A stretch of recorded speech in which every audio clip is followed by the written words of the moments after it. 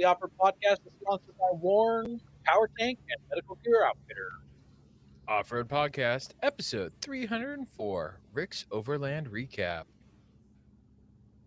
Tonight, Aaron hammers some nails, Jeremy installs some Jeep parts, and Ben unplugs from the grid. Welcome to the Off-Road Podcast, a podcast about everything off-road. We cover the news, review products, and interview people in the off-road industry. I'm your host, Ben, and I'm here with my co-hosts, Aaron and Jeremy, and our special guest, Rick.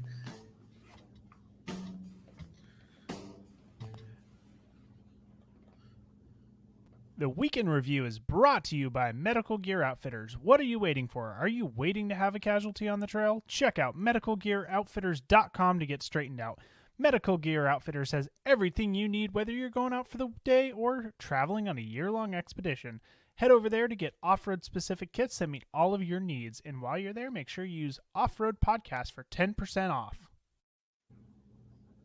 So speaking of Medical Gear Outfitters, did you have to use any medical gear while you were out?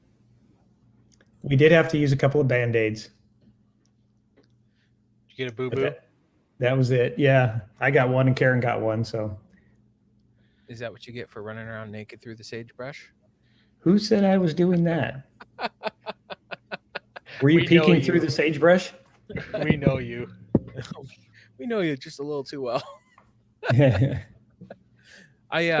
Is that Coy calling me the old guy? I just think so. I have to assume because it, yeah. Probably. That's what I figured. So I went camping, was it 2 weeks ago? And my friend and I, we were sitting there and she had to pull out we pulled out our first aid kits because one of the kids scraped a knee or something. And it was funny because we were sitting there and we got to the point where we started comparing what they had and what I had. And like there was one thing that she had that I didn't have. And You're talking about first aid kits, right? first I aid think kit. so. Okay. I think so. And it was the CPR mask. And I'm like, I own a CPR mask. I thought I put it back in the bag, but it's too big for my roll-up bag. So it's in my glove box. I'm like, oh, there it is. Oh, you have a full-fledged CPR mask, then you don't have just like a little sandwich bag with a hole in it. No, mine's like a full-fledged one, and it also has a child one. In case people are weird about that, I'm trying to just get in there and do it. I mean, that's I'm saying not worrying about a barrier type deal. Gotcha. What am I gonna do? Get COVID from it? Oh well, if they need CPR, it's worth saving their life, right? Correct. Well, Jeremy, what's up, man? On the spot. Right to me when I'm still trying to upload photos. Okay, screw Jeremy. Okay, Aaron, what's up, man? Wow. Jeremy's still a little quiet. We need to bump him up. We need to bump him up. Here's what I've been up to. I'll talk over Jeremy while he's still uploading photos. I went over to where I'm storing the Nissan Titan with the intentions of pulling all the spark plugs out and testing the compression. And it was Friday end of the day. I was tired. It was a big work week. I was just done. So I went over and just chewed the fat with my buddy for a couple hours instead. So didn't work on the Titan last week, but I did over the weekend work on my pole barn, my new shop. I installed all the treated wood that goes around the base of the poles so that we can pour a concrete slab in there. So next step is I need to go get some rebar so that I can get that all ready to pour. I guess I got to find somebody to finish the concrete for me because that is not in my wheelhouse at all. Well, that's a hard one. Finishing concrete's not fun. Yeah. Any of the stuff it looks like garbage. Yeah. I mean, I'm sure I could make it flat because it almost always goes flat by itself. But making it smooth like the polished floors in Costco is going to be tricky for me. So, or maybe I should say Home Depot. You gonna put any sort of like a liner on it or anything? On top of it, like do the flex with the epoxy. Yep. I may. I got to think about it. I did that in my last shop house garage that I built. And it was okay. It's not as awesome as they make it seem. Like driving cars in and out every day because I park my cars in my garage if I can. It wore it out. So yeah, Yeah. and it wasn't like a Wish brand or anything either. It was a good name brand that I put down. Um, so beyond worked on the pole barn, I got my 3D printer going for sure now, and have been printing away little dumb tchotchke toys for my kids and for myself to play with. I think my favorite thing that I've printed so far are these like cards that are about let's say 5 by 8, and you snap these airplane pieces out of them and you super glue the airplanes together, and you got these little tiny 4-inch long replicas of F-16s and P-38 Lightnings and C-130s and stuff like that. So that's been pretty fun, and my son loves them. And they're quick too. They only print in like an hour and a half or 2 hours to print those, so it's pretty quick and rewarding. And the last thing I did was worked on my lawn tractor. So I was mowing the grass last week and hit a rock that was buried in the dirt, and it totally bent the blade really bad. So I got some new blades. And while I was doing that, I found out that it really sucks to drop the mower deck on my riding mower, because you got to take those, those cotter keys that you have to, after you shove it through the hole, you have to bend one of the ends over. There's three of those, and every single one of them broke as I was trying to take them out, which I expected. They suck like that. Please excuse my dog in the background. Apparently, somebody must have knocked on our door. Um, so the holes that they go through, I drilled them out just a tiny bit, and I used some of those. Have those rings that it's got like a peg on it, and you can flip it out 180 degrees. You slide it through the hole and flip it back down. I'm not Oh sure what yeah. you'd call it, like a quick ring or a quick pin ring or Hitch pin, something. isn't it? It maybe, I'm not sure, but Cotter pin? No, no, No. no, not a Yeah. cotter pin, but I believe whatever it's a it hitch is, it's pin. like a hitch pin, a spring pin, whatever that is. I drilled out just like maybe a 16th of an inch so it would fit that. So, yeah, so that's what I did. Nice.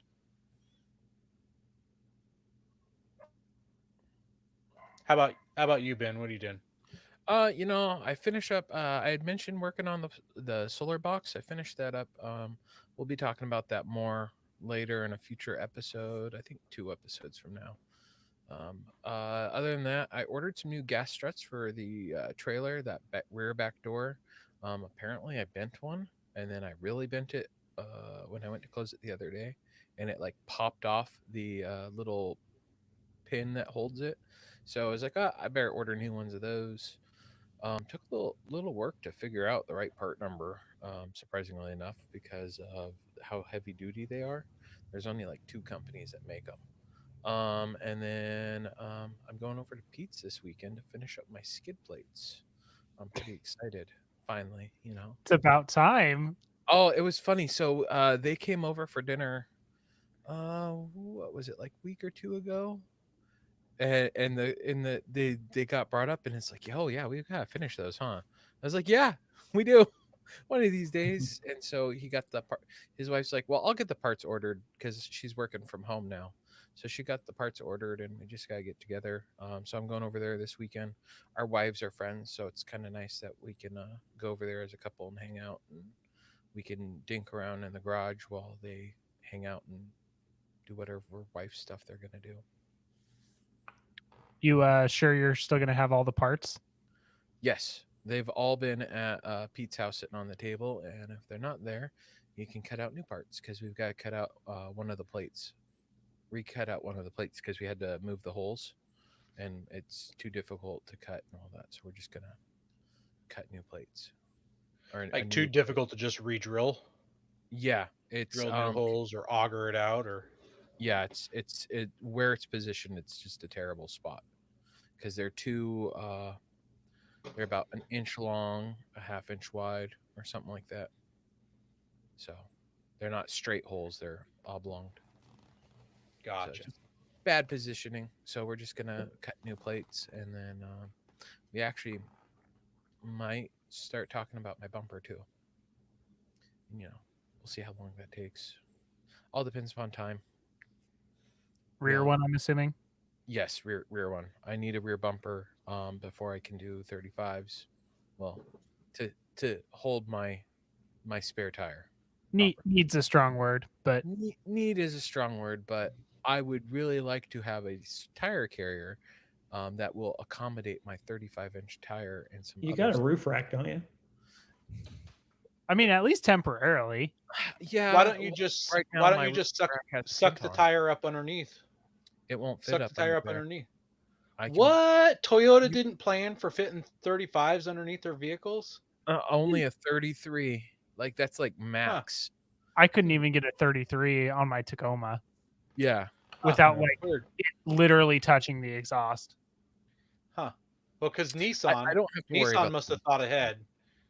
Nissan must have thought ahead because you can fit 35s. You can fit like 12-inch wide 35s underneath the Nissan Frontier, but I don't know. Nissans aren't as good as Toyotas, I guess. Yeah. And 3D printed rear member gears. Yeah. Well, Jeremy, what about you? Or are you still uploading? Well, actually, I hit the end. Apparently, you can only have 100 photos uploaded, so we're gonna have to delete some as we start talking through them, and then I'll upload them as we're going through the episode. But we'll probably all be bored and asleep by then. On the Jeep end, I got the brakes bled.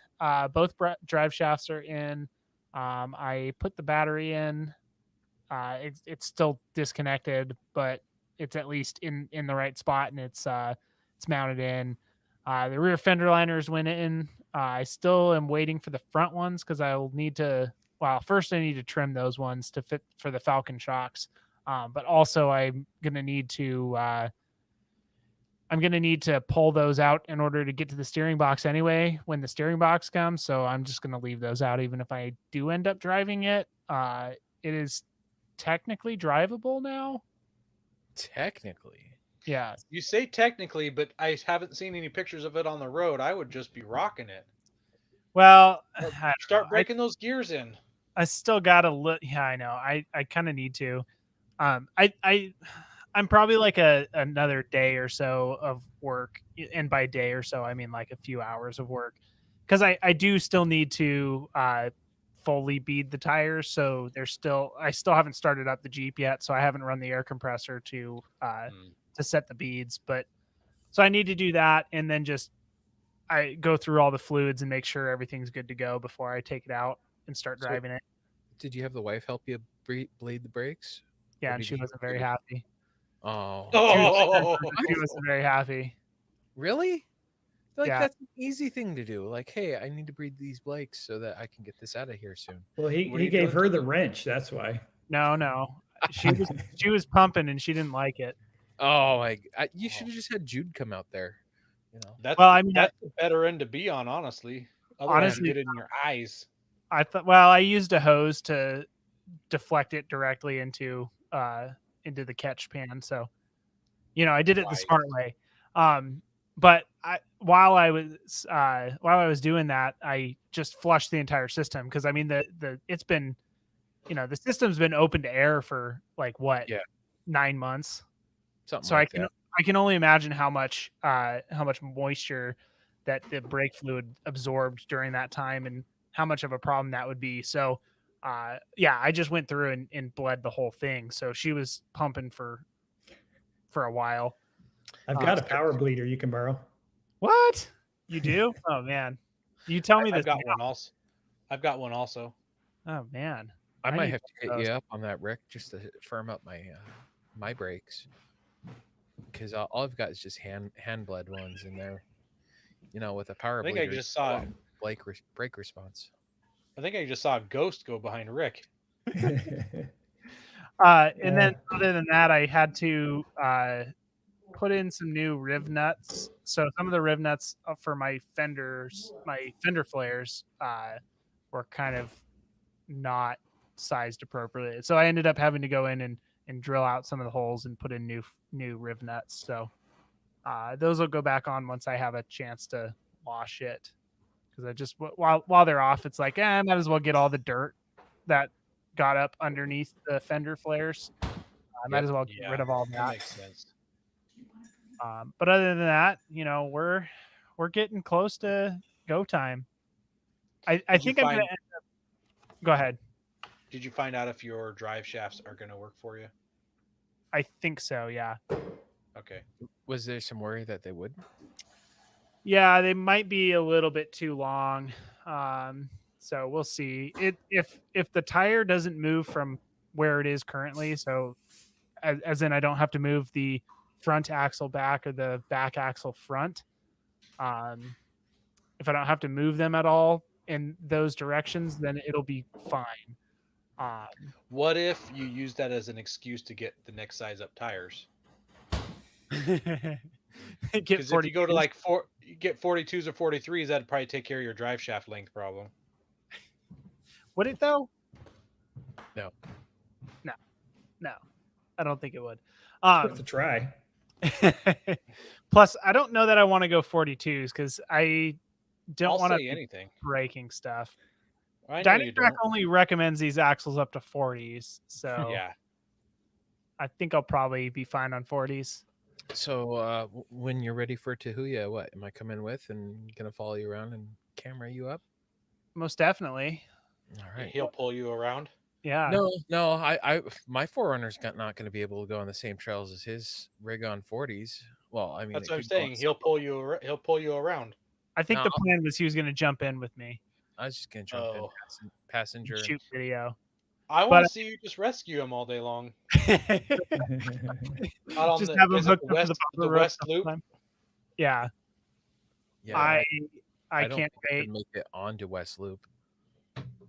You could make it onto West Loop. There's two gatekeepers, and honestly, the gatekeeper you've seen is not that difficult. It looks a whole lot worse than it is. You'd be able to make it on, especially. I mean, I wouldn't do it without skid plates, but once you get There you skid go. plates, you'll Yeah, be well, fine. and I'm still gonna have to get a gas tank skid too. Yeah, you'll want that. Yeah. I got one on my Titan. I'll sell you. Oh yeah. Yeah. What? Is it an actual steel one or is it a tinfoil one? Well, it's both. It's a steel tinfoil one. Yeah, my tinfoil one. I was looking at it the other day. I'm like, oh yeah, I still haven't replaced that. So I need to get that done. Well, Rick, what about you, man? What you been up to since you got back? Just recovering mostly. A lot of laundry, a lot of cleaning on the Jeep, and trying to source an axle. Still? No, I got one now, but that's got what one. I've been doing. Oh man. Yeah. That's brutal. I'm looking forward to hearing about it in the main topic. You going to Dana 60s? On the trailer? Oh, on the trailer. Okay. Probably not. I am going bigger. On your axle though. Yeah. So what are you doing to replace that axle? We'll get into the axle issue later in the main topic, but so you're going to replace an axle on your trailer.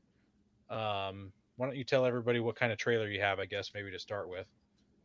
It's an M 416. So it's just the old military Jeep trailer, and it currently has a 2,200 pound axle under it, and I'm going to go up to 3,500 pound with brakes. Ooh. Yes. Do you have a 7 And already on your truck, on your Jeep? Have what? A 7-pin plug for the e-brake? Yes. The brakes? Yes. It's got the tow package and all that stuff in it. So I know that would have been very helpful when we were in Nevada going down that hill. Indeed. Good Yeah. time to upgrade. That was saucy. So how about the suspension of the trailer? Is that going to change at all? No, I really like the suspension. I like the ride. It's a nice soft ride. So I'm going to keep those springs. I may, beef up the ends, or make sure they're all good, of course. But I'm going to stick with that. Cool.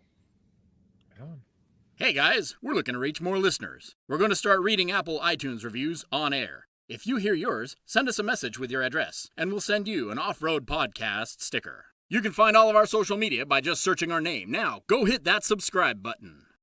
On the queuing. Caught off guard. Speaking of Patriot Patch, here is the May exclusive. We talked about this one. Defending land, sea, air, and space. It is a tribute to the U.S. Armed Forces. And Jeremy, what are we celebrating in May? Not Mother's Day. Memorial Day. There we go. Memorial Day. Winner. Yep. So make sure you go over Patriot Patch, check their stuff out. Ben's showing up his drink. He's got a Patriot drink. So we got some news. Oh dear. It's Bronco news. The news is brought to you by PowerTank, the ultimate mobile onboard air system for performance, versatility, and reliability. They are your source for all air-related accessories. Check them out at powertank.com. Speaking of PowerTech, I cannot wait to get these 40s off-road so I can see just how fast I'm going to be able to air down and up. I'm looking forward to seeing how fast it is. Like I wish we could do a realistic comparison. Well, actually, you could do a realistic comparison because you can use the regular valves and then use the monster valves later, right? Yeah, I mean, both valves are there, so I mean, you'll True, be able to do like a real world. Hey, this is how fast it is with the monster valve. This is how fast it is with the regular valve, and then you can go twin compressor and power tank compressor. yeah, we just do all of them. Yep, All the of them things. cheap. All in one, yeah. I mean, it gives you a nice control. That it does. Oh, I can't wait. I'm so Yep. close. I can taste it. So close. Well, today's Bronco news is we've got a video of the Bronco Sport conquering Hell's Gate like it was a walk in the park. It's kind of interesting how much they get talked down because they're the sports, the crossover ones, but it's Well, nice to yeah. be there and tested. I will say, and I have never been to Moab. It's on my to-do list, and I obviously have never driven Hell's Gate, but I don't think clearance is the issue. No, with- it's And traction. that's the biggest issue that you have with like the sport. Yeah. I mean, didn't they take like a whatever the hamster car was up? No, that's the hamster car is a Kia Soul. They took like a Kia A Kia Sedona Sorento. or Yeah. Sorento. Yeah, an SUV. But yes, they did. Yeah. Technically, I feel like for Hell's Gate you need traction. Period. 4-wheel drive and traction. And actually, Well, you don't need traction because our guest last week said he did it in 2-wheel drive. Oh. Yep. Trail Well, Mater. I've heard a lot of people talk about Hell's Gate and actually talk about how the stock or closer to stock vehicles actually do better than like the highly modified vehicles on that obstacle. Interesting. Yeah, I'm no Hell's Gate aficionado. Never been there. It's on the list. Yeah, when I did it, the next article is also about the Bronco Sport, and it's talking about how it overheats while it's off road. Bum bum bum. I want to hear Rick's story first. Oh, I was just going to say when I did it, I mean, you really, I liked the 4-wheel drive mainly because you had the low range, put it in low range to creep up it and have more control. But I didn't really feel like I had to have 4-wheel drive. Also, it was probably a professional driver, so don't just think you can send your Bronco Sport up Hell's Gate or Full send. What What about your Ford Escape? Because it's based off of the Ford Escape platform. Should I be able to take that there? Sure. Okay, Aaron, tell us about the Bronco Sport overheating. So there was a journalist run with these Bronco Sports, and one of them, which was a lesser model, it was the Outer Banks model, and I'm not sure what their lineup is. I didn't dig into it, but the Outer Banks model attempted to ascend a hill and tried several times, and then had the journalists had to stop because they got an indicator light that says four-wheel drive temporary disabled, and the owner's manual said it indicates an overheating condition. So the Outer Banks model doesn't have the liquid cooled power transfer unit, which is something that apparently cools the Badland trim models. Um, so if you get the hardcore Badlands model, apparently comes with that. You shouldn't have this overheating issue. So there you go. If you are going to go to Moab with your Bronco Sport, make sure you got the Badlands model.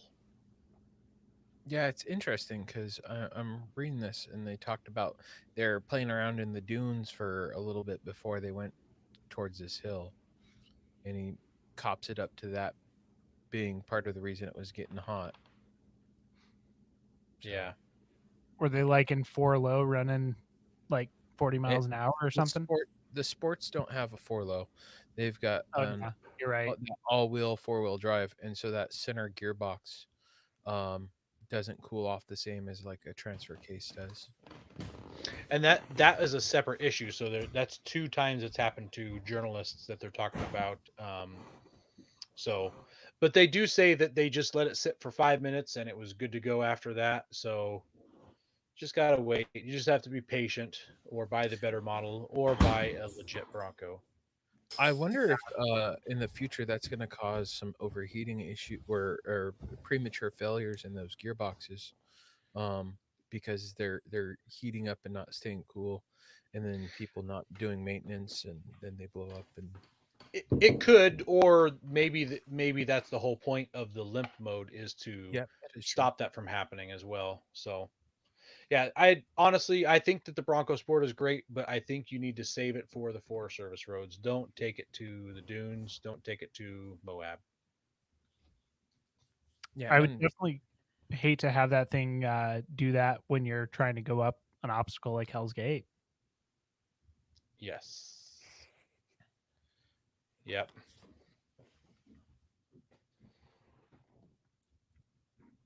Well, Rick, did you sign up for our giveaway?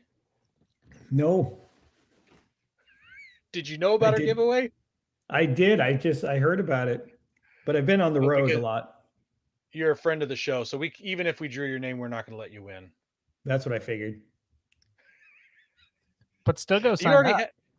you already have all this stuff anyways. You don't need any of this Oh no, stuff. I need all that stuff. You need all of it.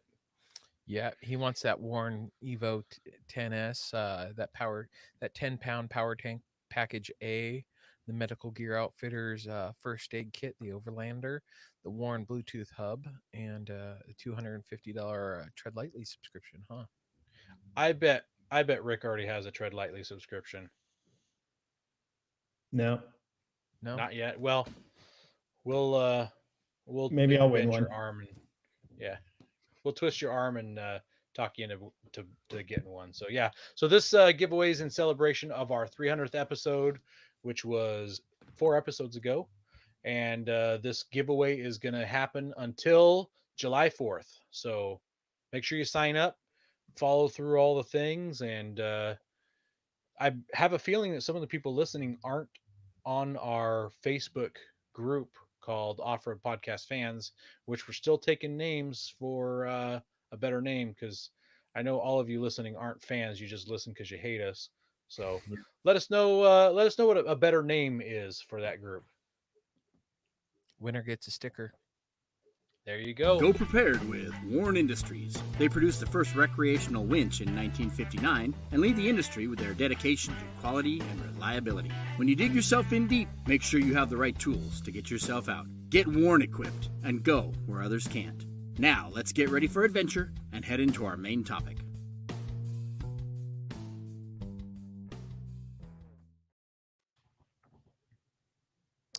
Rick, we finally get to talk about your trip, and we also got to start this out with the Fast 5 Facts, because you have never done them, and you've been on the show, what, twice now? Something like that. All I've right. lost count. Fast 5 Facts. New or old vehicle?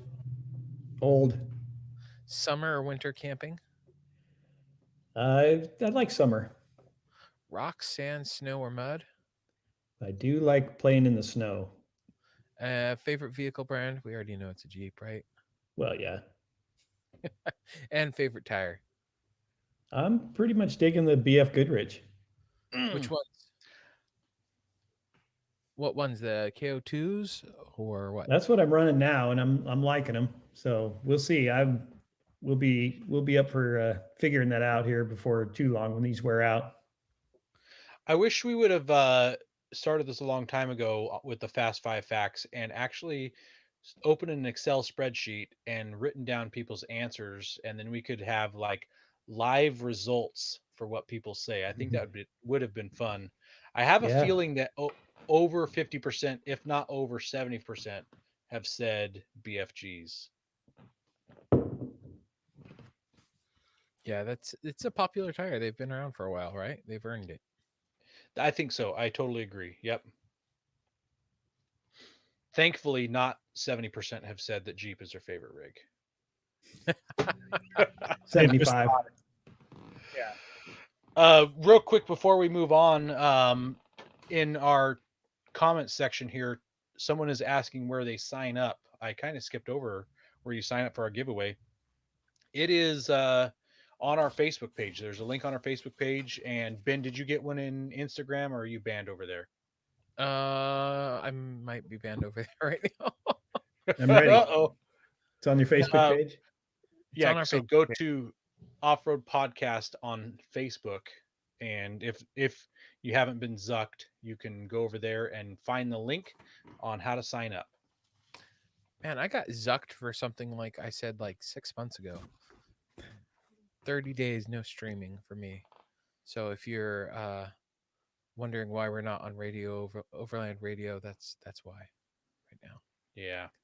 Ben got zucked and he's the guy. So I gotta make another account for the mean things I say online, apparently. a mean girls page. Yep, a mean girls page. Wait, did you say mean or meme? Mean memes. Yeah, mean memes. Memes. Ben Hamid's page of mean things to say. Well, Rick, let's crank you through some stuff before we talk about your trip. So answer these quickly so we have lots of time to talk about your overland trip. How'd you get into off-roading? Oh, my dad, we've been off-roading since we were kids. I mean, I learned to drive off-road, and we just always have done it, gone out to far out places to camp out and all that kind of stuff. So since like the days of Moses? Just after that.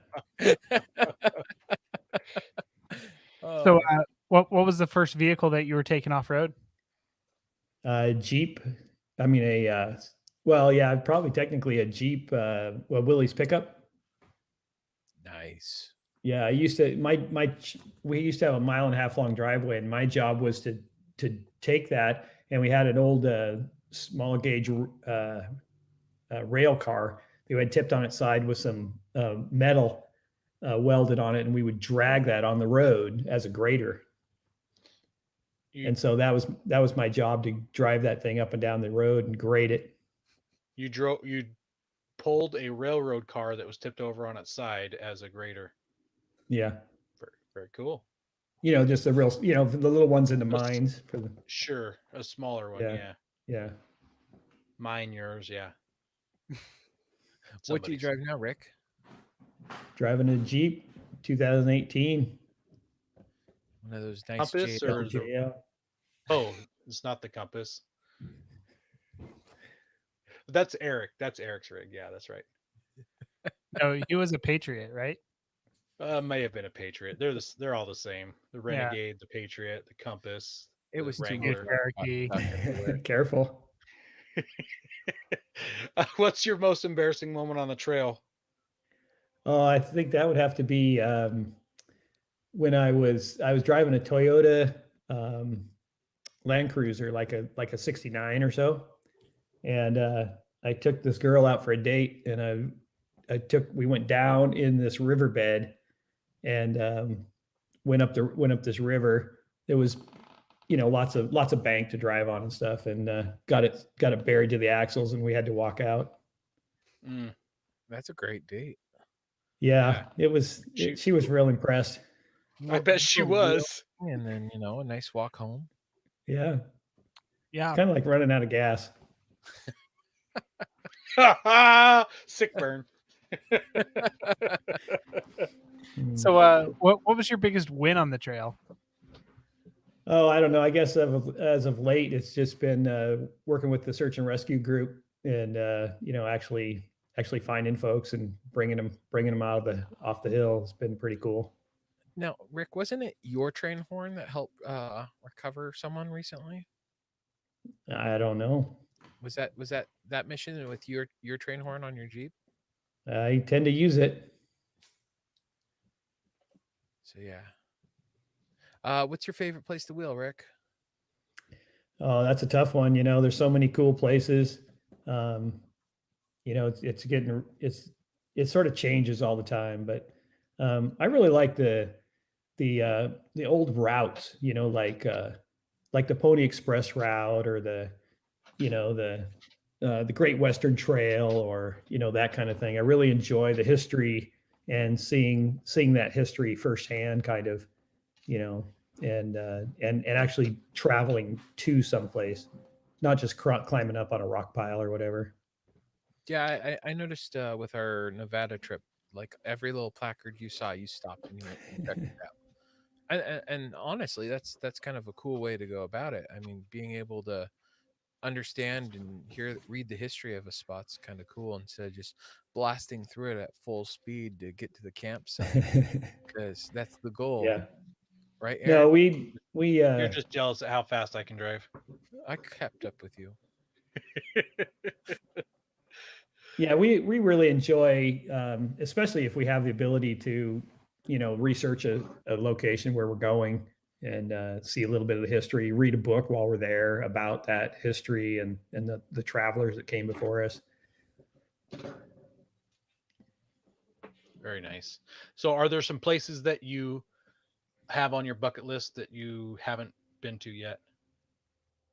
I'd really like to do the Baja. I think that would be pretty cool. That's one that I've always wanted to go to. If you do end up doing that, I've got some places. It'll take me some time to research where they are, but they're places that I hit when I drove from the Baja back home, and you would really enjoy these places. I would love to get that info if I do get a chance to do that. Mm-hmm. Yeah. Joe Latowski, who was on our show several episodes back, says it's all about the journey, not the destination, but have a cool destination too. Yeah, absolutely. And Tom says blasting through can miss things. So yeah, I agree. You do miss things when you go too fast, and I'm totally guilty of that. But sometimes it's nice to get to camp and just chill at camp as well. I can miss a couple historical signs if I can get to camp before dark and have time to just chill after I've set up camp. Well, I can show you how to do that too. How to chill at camp? Yeah, well, because this trip, sometimes we only made it like 30 miles, and then it's like, hey, this is a cool campsite. Let's just stay here.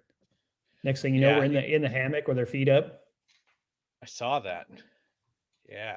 Well, speaking of that, why don't you tell us about your trip? Tell us how long you were out, where you went, what you saw, um, what you came across. Yeah. So we were gone about 6 weeks, and the first week we spent with family in Oregon and Washington, or in Oregon and California, excuse me. And since I'm on a fixed income now, I'm trying to get all the free meals I can. So it was free lodging and free meals. I couldn't pass it up. Were they early bird specials? No, it was mostly dinner stuff. Yeah, so it was good. And then once we left, probably had pudding. I can gum that well. So yeah, once we left family, we were in kind of just into Northern California, and we headed across Highway 20, which is a pretty neat highway. It cuts across all of California, and ended up over by Lake Tahoe, and got to skirt Lake Tahoe. That's just such a beautiful area. The water is amazing.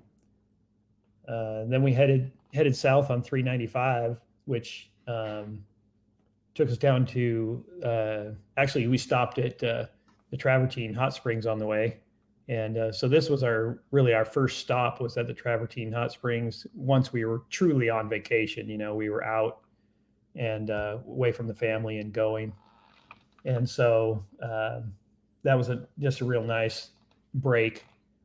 How many hot springs were you able to hit on your trip? I'm not exactly sure. I bet it was, about 6 or so.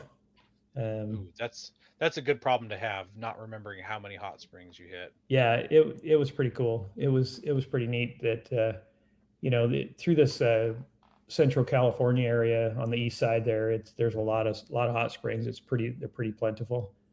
So makes it pretty cool. And so then our first night, really, we got down to Mono Lake and camped out down there.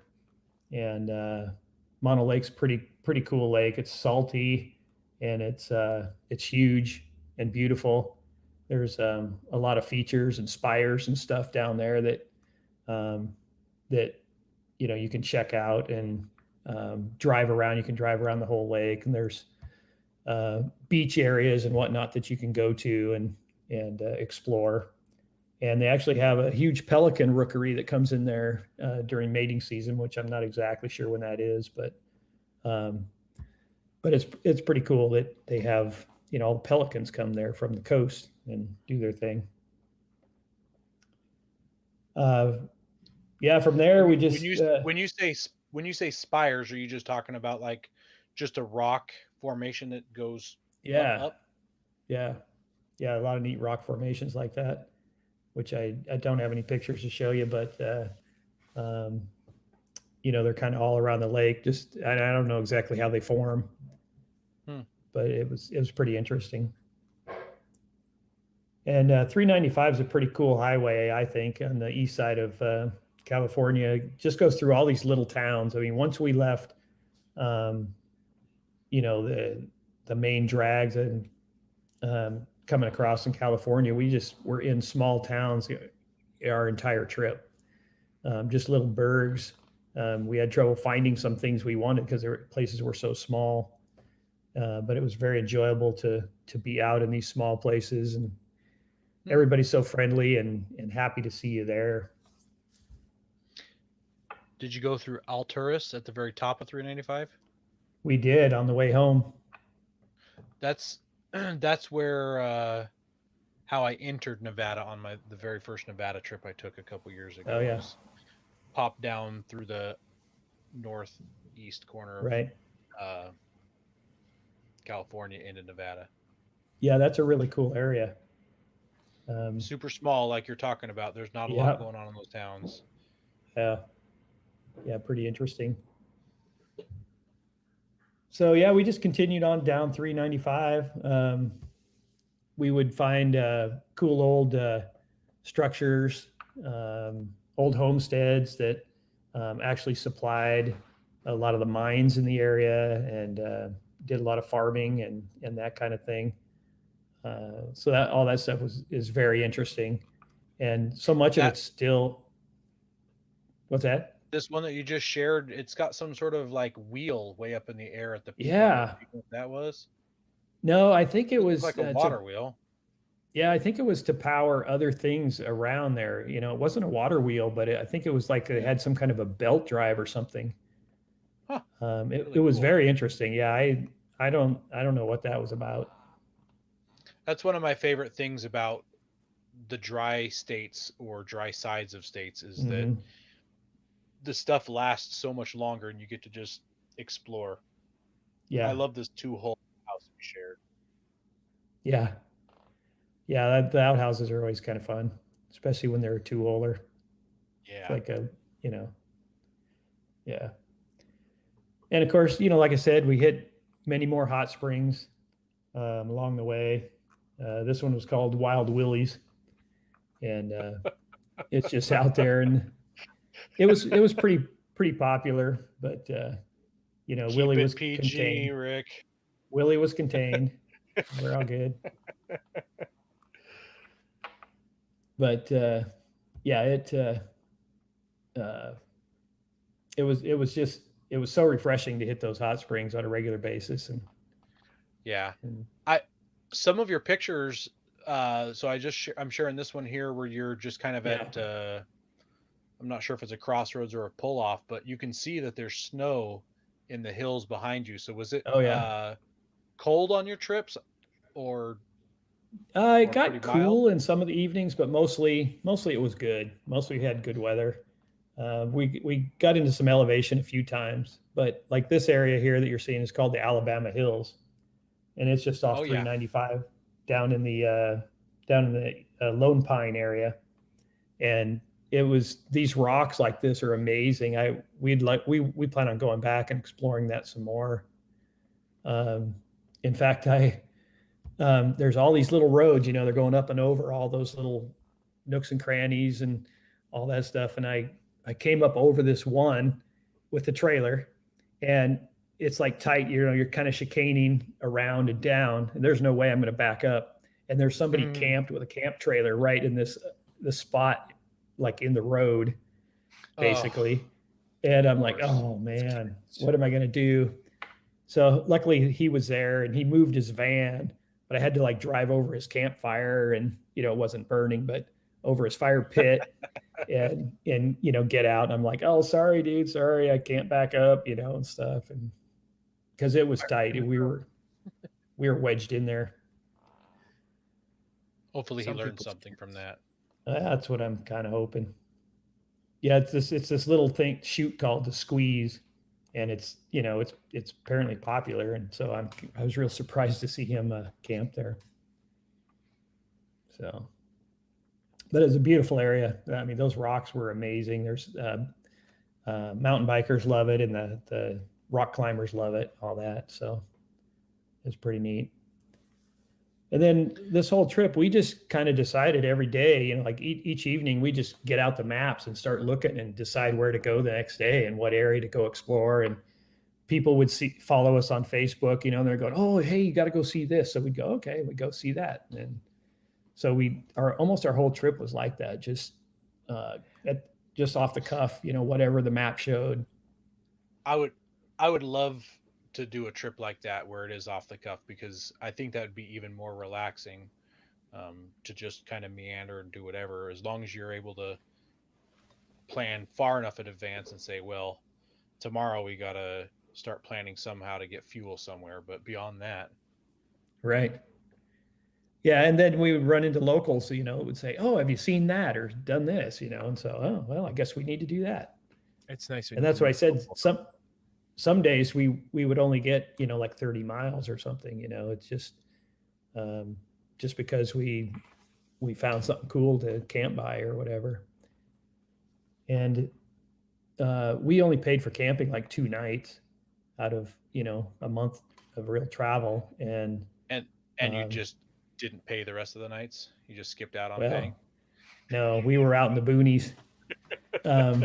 But it was most of the time when we camped, we like this, you can't see anybody, when you're, this picture you're showing right here is, nobody in sight type of thing.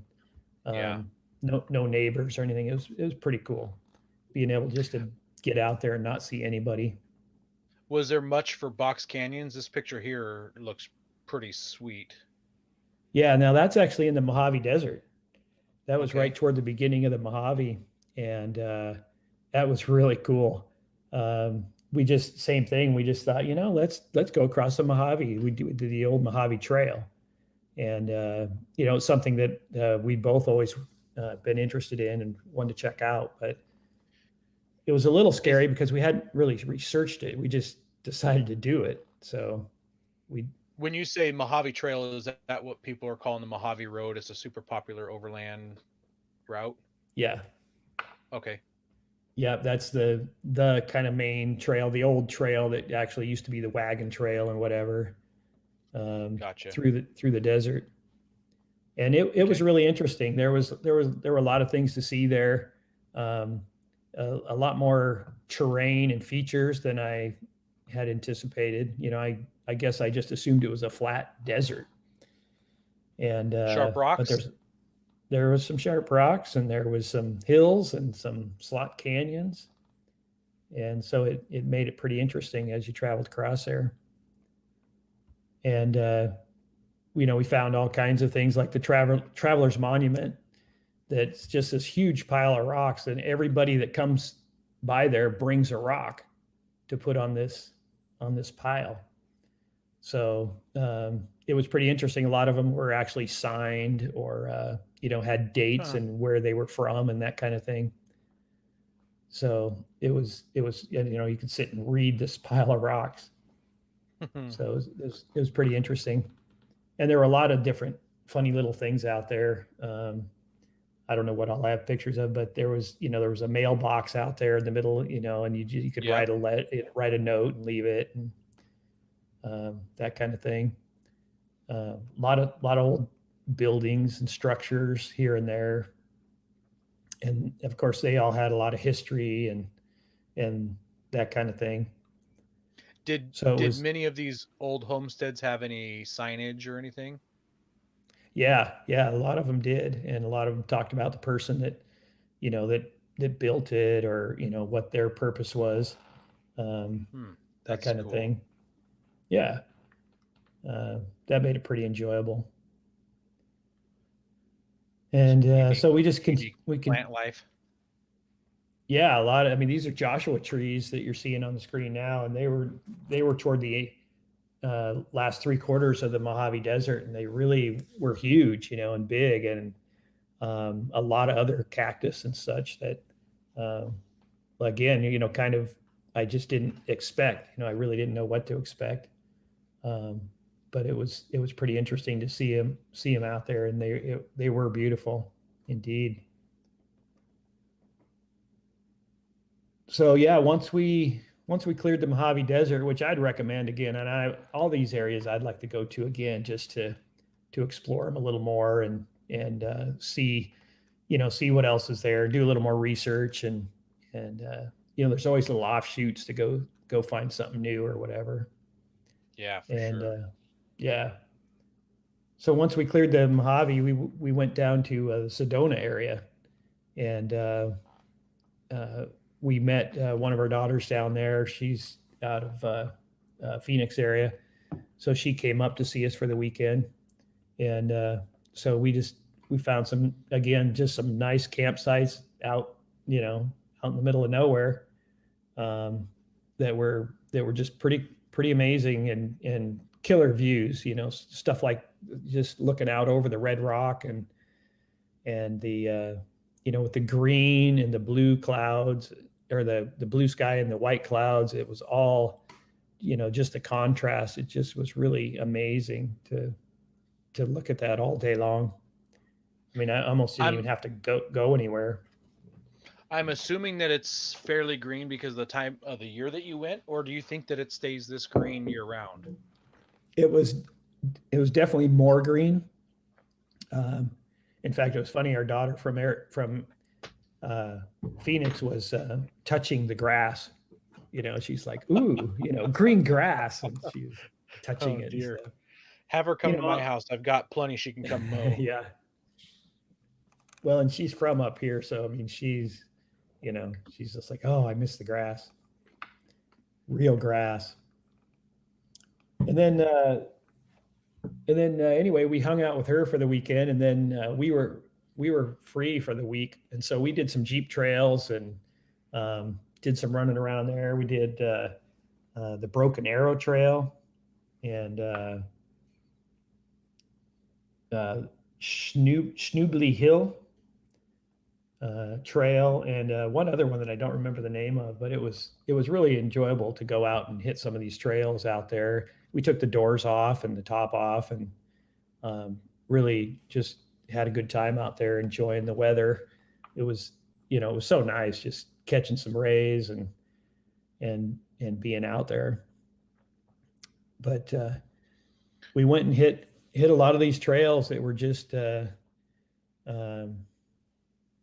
amazing. It's just everywhere you look, it's just beautiful. And, you know, you can turn and look at something real close up, or you can turn and look at far away and just see it. I see Tom's asking me if I ever used my spare fuel. Yes, I did. We ended up dumping that in, and I can't even remember where it was that we did that, but we got out there, and I just, you know, I just didn't think I'd make it. So we went ahead and dumped it in. We'd been running right on empty for quite a while, and I was very glad to have it, indeed. And it's that little safety blanket, you know, when you're out there, you just know that you have just a little more fuel to get you on in. I should mention here real quickly that most of our podcast listeners are probably listening just to the audio. And if you get a chance, join up to YouTube or go to our YouTube page, I should say. And if you get a chance, I mean, even if you've already listened to it, fast forward to this, the interview portion here, and check out all the pictures, because Rick just overwhelmed us with photos. So we're trying to click through them as he's talking, and he's clicked through them. And there's just some great shots in here that words can't describe. Yeah, that's how it was. You know, that, like I said, the whole trip, I'm glad I got photos, because it's, you know, it was actual real and all that. Yep, and I'll have the pictures in the show notes as well, that you can always click through. They'll be in a gallery, so because there's Cool. of them. So this is the day we're leaving the Sedona area. We're packed up and heading out, and so it's just a picture of the Jeep all packed up with the trailer behind, and the Sedona Hills in the background. Which are very red. Yes, that whole area was red. Everything of ours turned red. I mean, I got red socks and underwear now and stuff like that. It's pretty wild. We got a red dog. It took a while to get her cleaned up. It's not hard to get from pink to red, Rick. That's true. Good point. So once we left the Sedona area, that was one of those days we only got about 30 miles. We were all on dirt, and we were just heading down towards the Cottonwood area and Sycamore Canyon. And it was just all back roads. You know, we just would look on the map, same thing, and just find the back roads and try to stay off the pavement. And we totally, by luck, stumbled on this campsite that was right on the Verde River, and nobody there, and a beautiful campsite that just was a soft slope beach right into the water, and this river flowing right by, and firewood already there, and awesome. It was just incredible. It was one of those places where you're just like, wow, this is a campsite. And again, it's just off the grid. Like I said, we didn't see anybody while we were there. There were some people camped kind of near us for like 2 nights, but we didn't even see them or hear them until we were leaving one day. And so we ended up staying at this campsite for a week. Oh, wow. Yeah, it was weird, Like because that much, huh? Well, yeah, because we were going to meet our daughter again the next weekend. And so we were just going to run around this area and just camp at different spots and explore things. But we got to thinking this campsite is so cool and there's so many cool hikes that that it would be really great to camp out there again. And uh, and so and stay for the weekend. And so we just decided we're just going to stay, and we just day tripped out of there every day. We went out to ghost towns, and went down to Prescott one day and that kind of thing, just out exploring. Got to see some cool this place called Jerome. It's they call it a ghost town, but it's a live town, but it's really a cool mining town that has a lot of features, and it's just beautiful. And then we're at the same campsite. There was this hike called Sycamore Canyon, and we were able to walk up it. You can go up and swim. I mean, there were so many big holes you could swim, and the dog was happy because there's plenty of water and all that kind of stuff. So, and it's just loaded with trees, all these sycamore trees, so it's really shaded and comfortable, to hike. While we were in that area, we went and saw Montezuma's castle, I think they call it, and it's that turned out to be one of the things that we saw a lot on the trip was these Indian ruins and the petroglyphs and all that kind of stuff. It was really amazing to see all that and to check it out.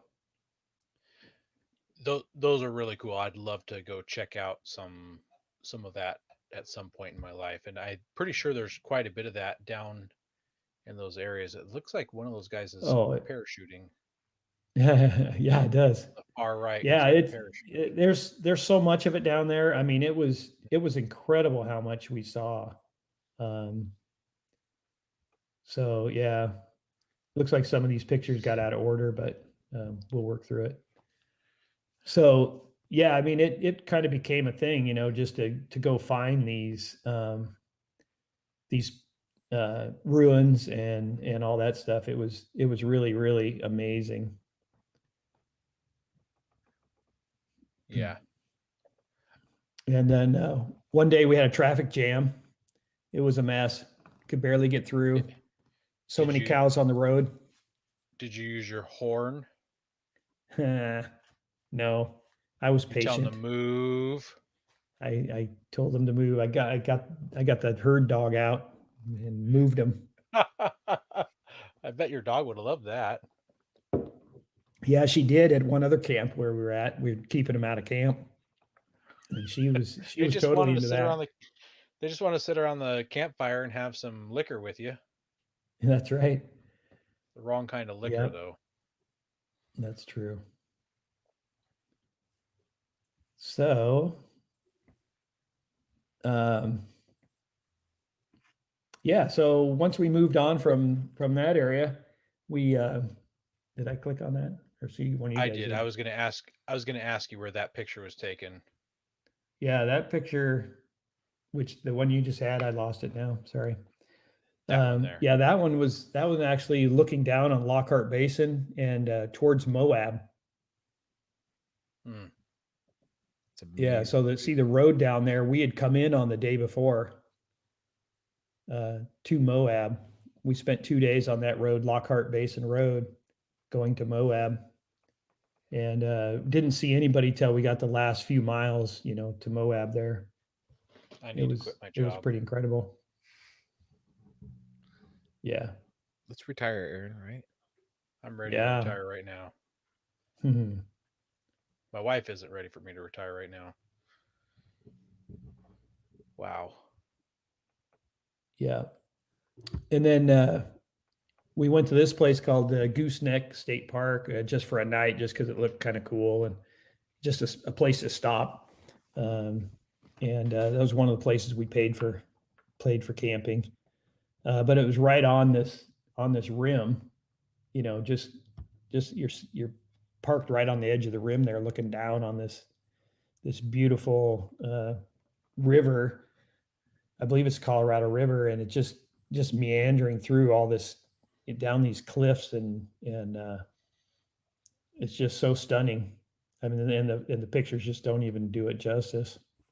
Was it very windy? Not that night. I think it was pretty mellow. Yeah, All right. you get blown right off there. Definitely. Yeah, so like I said, all kinds of ruins everywhere. I mean, we started searching them out and looking them up, trying to find them, and going out and hiking out to them, and finding some really cool stuff to check out. We went into this, same thing. We would talk to locals, and they would go, "Hey, did you go over here? Did you see this? Did you see that?" And I'm like, "No, not yet." So that's how we stumbled on a bunch of these ruins up in here, by folks just pointing us in the right direction. Awesome. Yeah, and again, campsites, just nobody around, and it was funny. Almost every campsite we went to had firewood, and so we got to enjoy that pretty regularly. We had a little bit of weather move in for a couple of days, here and there, but we got almost no rain. I mean, I wouldn't even call it rain coming from Washington. And like I said, just cool old homesteads out in the middle of nowhere. You're just driving along, and here they are. And it's pretty amazing. Just like you said, all the stuff's so well preserved.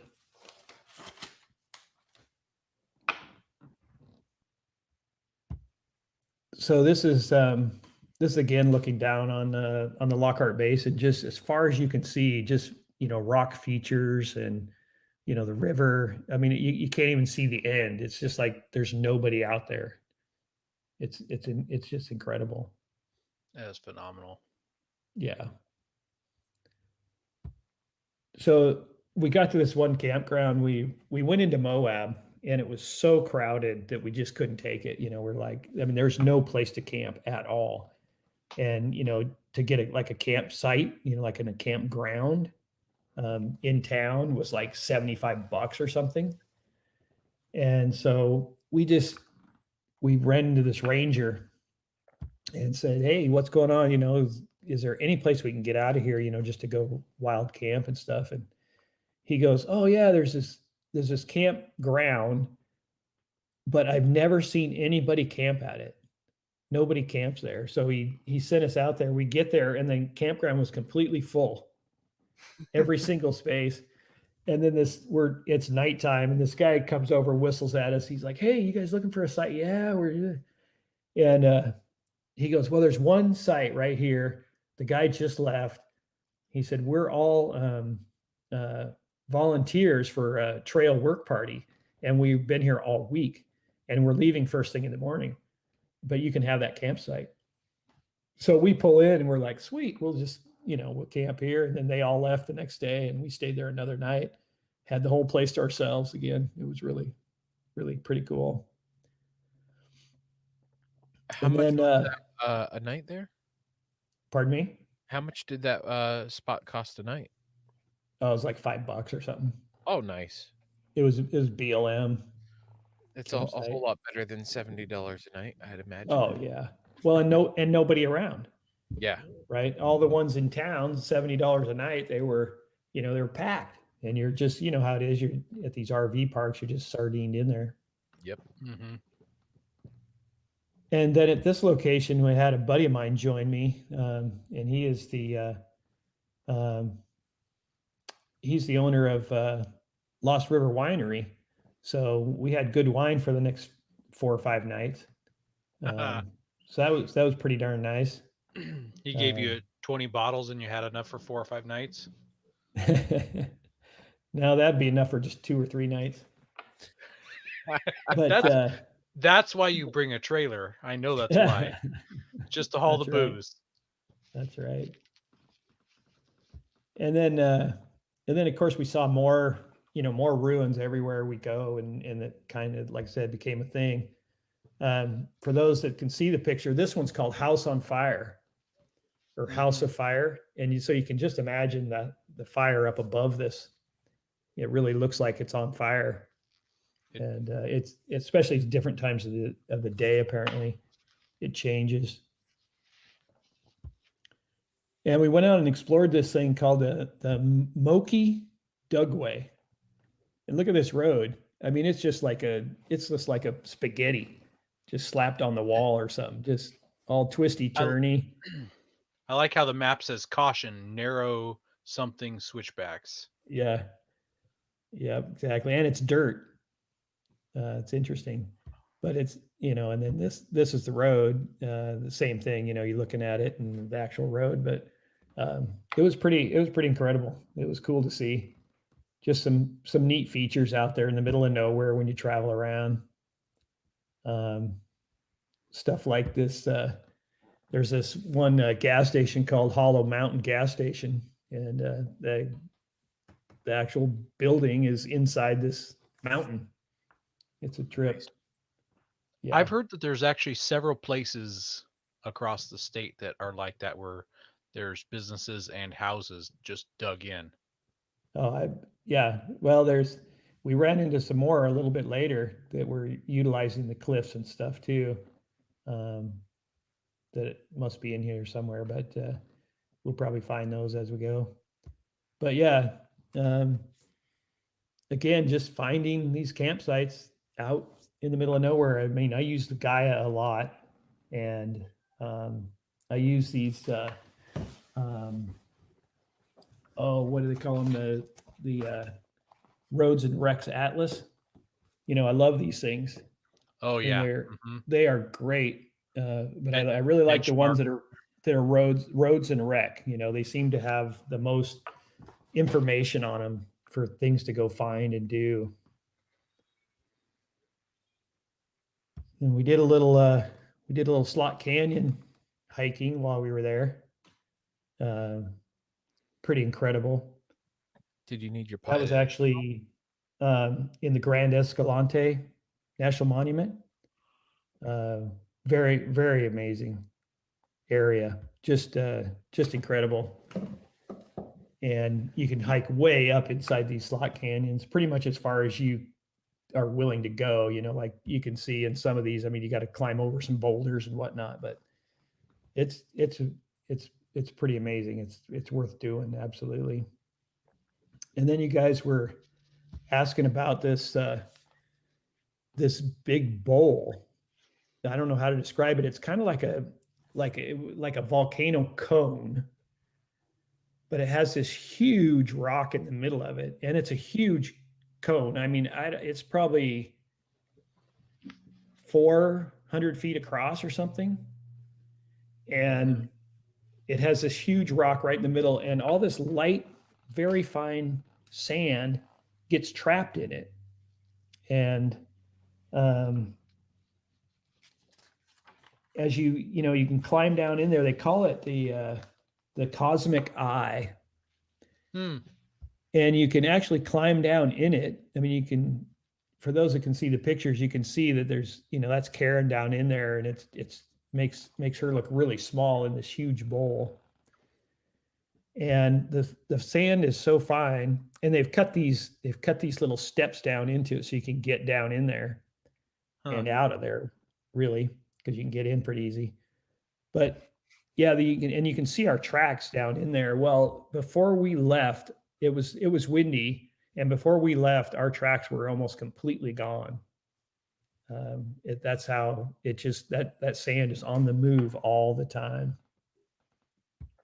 And this is all in the Grand Escalante National Monument in Utah, and it's just a beautiful, beautiful area. We were really, really enjoying this area. I would definitely go back to that area again. And tons of neat rock features everywhere you go. Again, back into all kinds of different colored rock and features that you're just like, how is that even standing? It looks like you could just tip it over or something. Yeah. So yeah, we just kind of kept moving. Like I said, checking the map, checking out areas we might like to go. We ended up down on Lake Powell on the way out. Again, we took more off-road routes, just like to get out of the Escalante area. We took this road called the Left Colette Canyon Road, whatever the heck that is. And it was really, really cool because you're deep in this canyon, just cutting back and forth and winding your way through. And then you come out, up over this pass and you come out at Lake Powell. So we had to go check out Lake Powell, spend the night there. So I don't know if you guys have this feature on your rigs. I love this new feature on the Jeep. It's an automatic gate opener. And all they have to do is press the door unlock button for the passenger side and the gate opens. I mean, it is so cool. That's amazing. That it is. Absolutely amazing. I need one of those. Yeah, you do.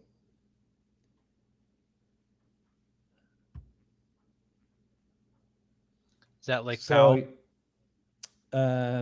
Yes, that is. And then after Lake Powell, we headed out to Death Valley, and we went into some of the very remote areas of Death Valley. No paved roads out here anywhere, and it was very enjoyable. We were getting a little bit of, we were in the St. George area, and we're getting a little bit of rain coming in. So we're like, hey, let's get out of here. Let's go for some sun. So we would just point the Jeep in another direction and headed for the sun. And we found it here. It was really, really enjoyable. And this is one of those training areas that they fly military aircraft over.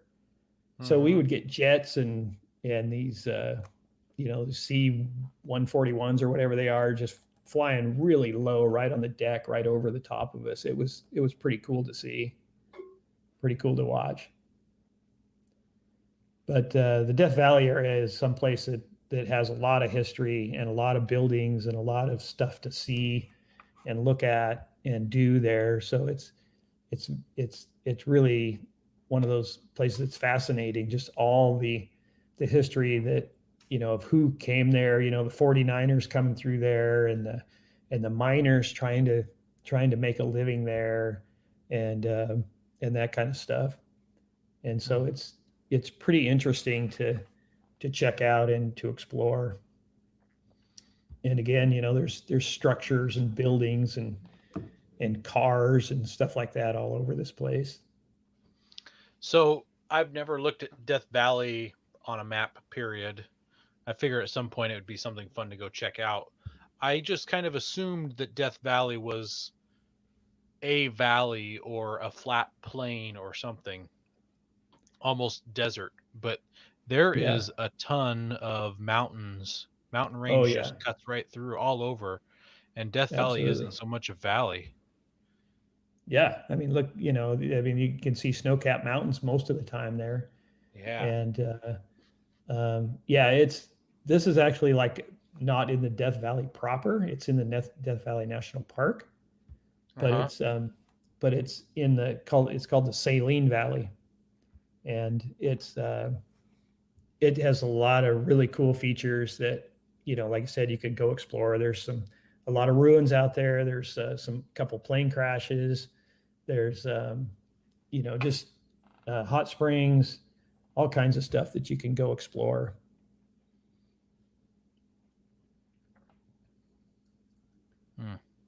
Very cool. Yeah, it's worth checking out, and it's one of those places where you really need to spend 5 or 6 days a week, kind of minimum. It's so huge. Like you said, you just kind of think of it as a little valley that's just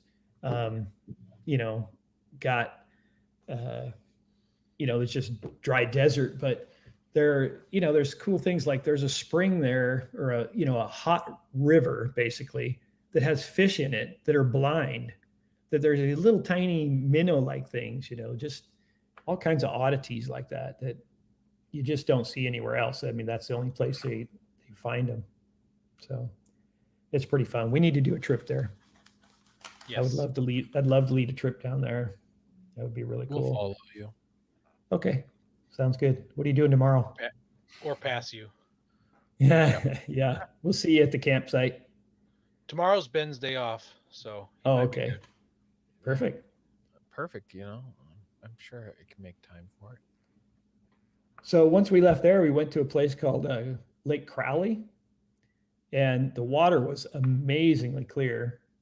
And talk about features. I mean, there was just weird features there. They look like these, I don't know how to describe them, almost like vertebrae, all stacked up in these columns that have been eroded away around them. So it's like some harder rock that was in there, and it's been eroded away. And even the ones that have fallen down, they look like vertebrae, laying down on the ground, kind of just a round disc, like a puck or something.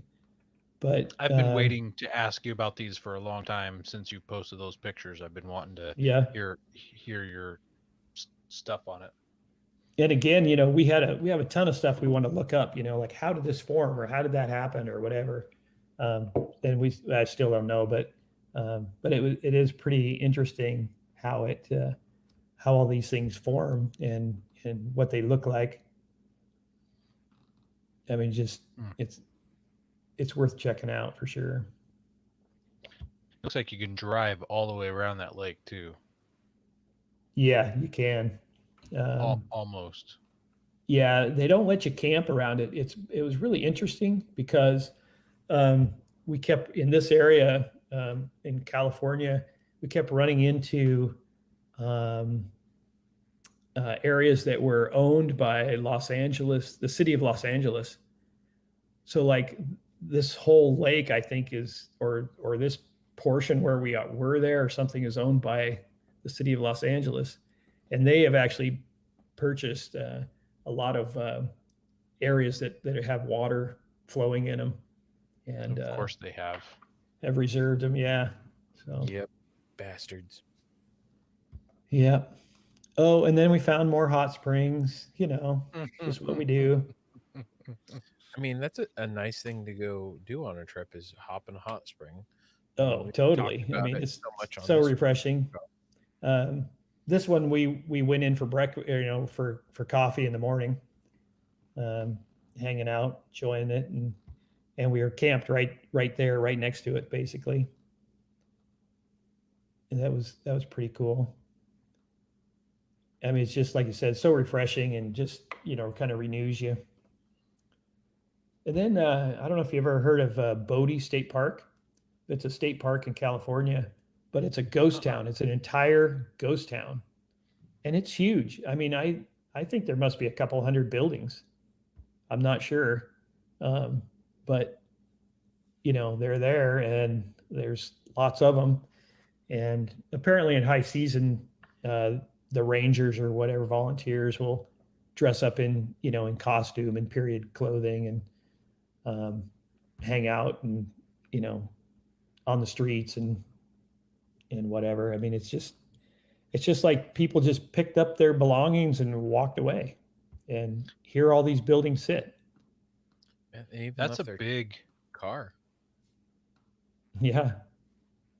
That's a big town. It is a big town. There's a lot of structures there.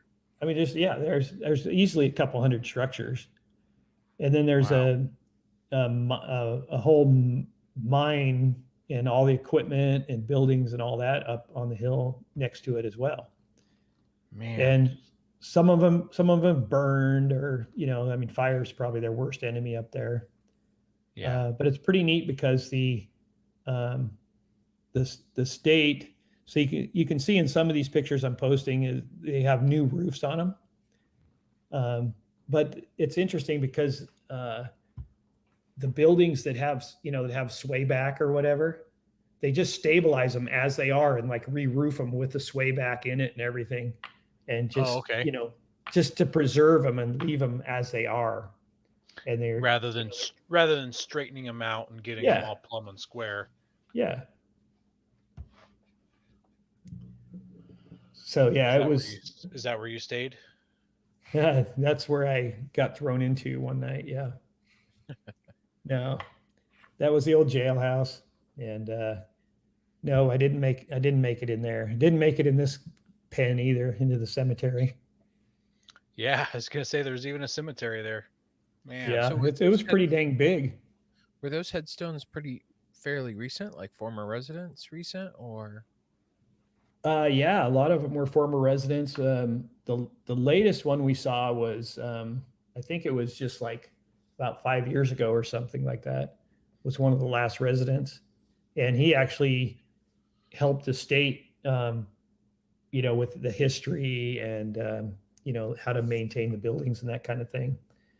And yeah, so that was pretty dang cool. And I got a dad joke for you if you want. You know Yes, why please. they put fences around cemeteries? People are dying to get in. You got it. Winner. He's a dad. Yep. I wonder how hard it would be to get buried in a ghost town. Like me, I wasn't born there. I wasn't raised there. I have no history there. Oh yeah. I'd have to just pay the state some money to be buried in their ghost town. I bet you could there in Bodie. Because I think it's a live, it's an actual cemetery, working cemetery. Yeah, can I sponsor a house so I can be buried there? I bet you could. And then Try people would be wondering why somebody got buried there in 2022.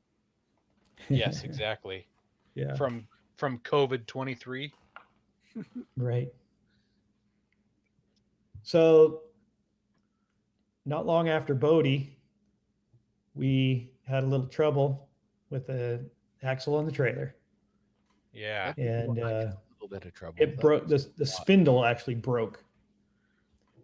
And for those that can see the picture, it actually broke right where the pin goes through, is drilled through where the pin is, which kind of shocked me. I didn't really think it would break there. I figured all the stress would be inboard of that. But we had to drag it a mile and a half on a dirt road to get it out to the pavement. And then once we got there, we tried to get AAA to help us, and they were pretty much not much help. Which is kind of surprising. I know it's kind of a long story, but we broke down about 2:30, 3 o'clock, and at 8:30 that night, they called and said they got a tow truck that's 2.5 hours out.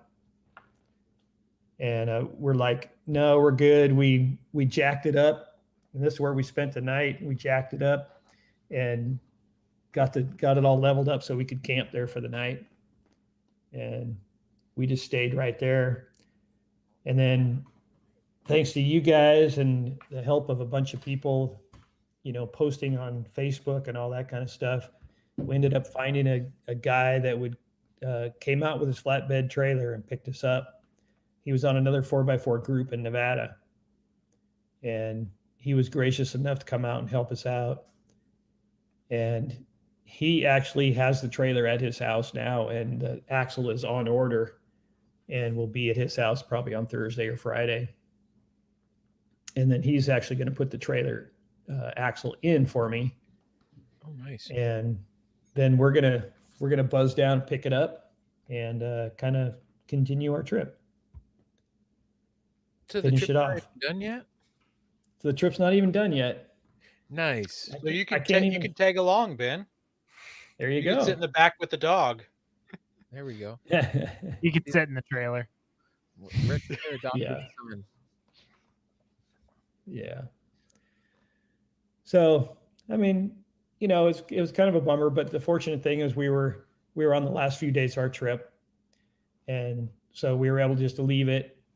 I mean, we tried to get a U-Haul trailer, and they wouldn't let us put a trailer on a trailer. We were too honest.